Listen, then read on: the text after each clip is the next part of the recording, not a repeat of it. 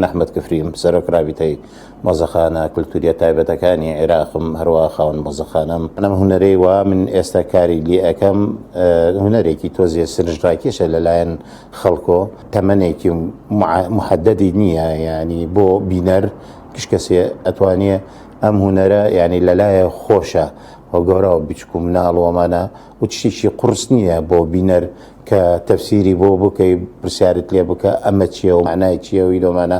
ئەوەشە بریتیە لە بچکۆکردنەوەی شوێنەوارەکان بە شێوازێکی ینی بیچووکە و شوێنە سەکە مەساحەیەکی 400-500 متری هەیە و لە ناو چوارچێوەی هەروە بێژین نیم مەتر یان مەتری کەمتر بۆی پیشانێ دەی. هونەرەکەی من ئەوەی جیاوازیە لە ئەوەکانتر ئەوان بە فلینە و قاقەز و چکڵ و قاب و مۆڵە و ئەمانەی ئیشکاری لەکەم، بەڵام من تۆزێت ئیشەکە من جیاوازە، ینی من گرنگە لای من چەند شەرتێکی لە ناوی جێبەجێ بکرێ. ئەوەشە هەروە بێژن تند و تۆڵی، ئەوە نەتند و تۆڵی بێت و ینی شتێکی محکەم بێت کە بەردەوام بێ بۆ ساڵانێکی زۆر دووهەم وەزنەکەی کێشەکەی ئەوەیتانە کە بتانی هەڵیگریت و بیگوازیتەوە لە شوێنەکانتر و ئەو قورسیە نەبێت و سێهەم واقعیەتێکی بێت. یعنی تۆ ئەگەر ئەو شوێنە واقعیەتێکی نەوێ شێوازەکەی وەکو ئەوە نەوێ قیمەتی نییە. ئەمەی وا من کاری لێ ئەەکەم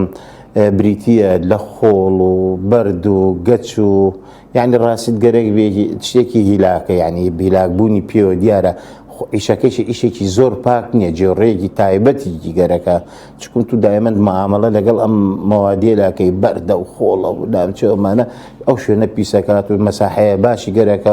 هیوادارم ینی ڕۆژێک بێت ببینم یعنی ئەمە خەونێکی خۆمە لە کوردستان مۆزەخانەیەکی تایبەت بکرێتەوە بۆ ئەم جۆرە ماکێتانە، ینی نییە نە لە کوردستان هەیە نە لە عێراق هەیە.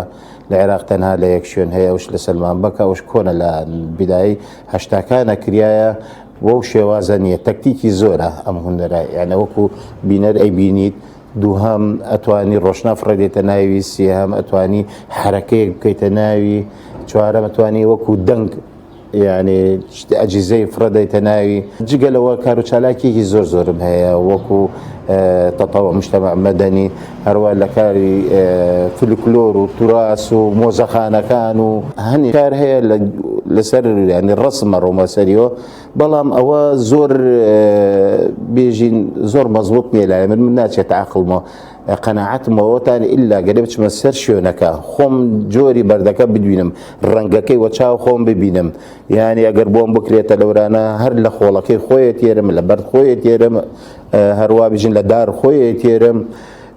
کاروا هەیە یعنی ئیشە بیچکە دوو هەفتە خەریکەوم ئیشواش هەیە نەوەڵە گەورایە، یاری ئیسا زەخمە یعنی ناتوانسەکەەوە دووبان سێمان من خەریکی ئەوم. لە 2023ەوە من دەستم کرد بۆ کۆکردنەوەی کەرەستە کۆنەکان، بەڵام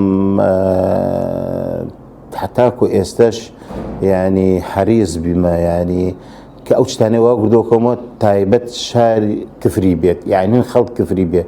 ئەم توانی چتر بسێنم و بکڕم لە شارەکانتر، بەڵام خۆم هەر خۆم لە ناخ خۆم برتاح ناویم. ئەوانەیشی وایە ئێستا کۆم کردووە و دام ناوە ینی هەمووی هین خەڵکی کفریە. بۆچی ئەو کەسەیشی وها بێت هەرچی شتێ ببینێ پیشانێ دەمەڵێم کفریها بزانە چەند کۆنە، کفری بزانە چەند شارستانی بیە، کفری بزانە ئەمەیان بەکارهێنایە لە کات خۆیە، ئەوەیان لە کارهێنایە لە کات خۆیە. من ماوەیە بەلای ئیسا مەتحەفەکەی خۆمم یان مۆزەخانەکەی خۆم بەخشی بۆ مۆزەخانەی شار، وابش ینی پێم خۆشە بۆچی خۆم زانیم مەسلحەت ئەوەتانێ گەرەیە لەورە بێ، ڕاستیت گەرە بێ بینایەکی زۆر زۆر جوانیان کردیە، هەستم کرد ینی گوناحە ئەو مۆزەخانە تۆزیانیوە چۆڵی بێتاوانە ئەبێت دەوڵەمەندتر بکرێت و ئەبێت باشتر بێت.